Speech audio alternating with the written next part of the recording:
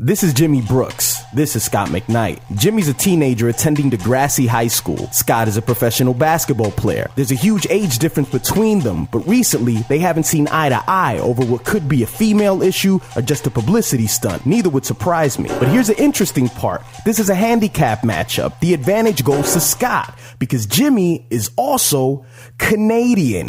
You know, Terrence and Phillip, universal healthcare, and that dreaded sport played on ice with sticks. Drake smiles too much, he sings. He has such a soft reputation, it makes him an easy target. And let's be frank, Scott's image has changed drastically. So what better way to get back in the good graces of his old fans than take on the Degrassi Boy Scout? When Bill O'Reilly and Jon Stewart went head-to-head on Fox News, they knew nothing would be resolved. It was just a way for their respective fan bases to see Bill take on the big bad liberal and Jon show up the king of conservatives in order to puff up their images. Jimmy and Scott are just as different as these two, so I think no matter what's said during this feud, Jimmy fans will side with Jimmy and Common fans will side with Scott. Let me see if I can get this timeline correctly. Scott made a song called Sweet directed at Jimmy. Then Drake took a subliminal shot at Jimmy at a Las Vegas concert. After that, Common dissed Jimmy on the Rick Ross mixtape. Jimmy then put out a verse over that same Rick Ross beat calling out Scott. No.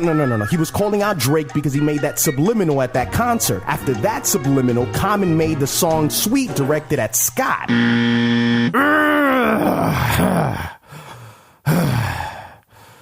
I'm having a tough time separating fiction from reality, because both of them are acting completely out of character. My motto is Chicago, bitch. Everybody know you sweet. What the problem is? Don't play dumb. I'm the one that acknowledged it. Son of a bitch, I imagine what your father is. She said, how you make your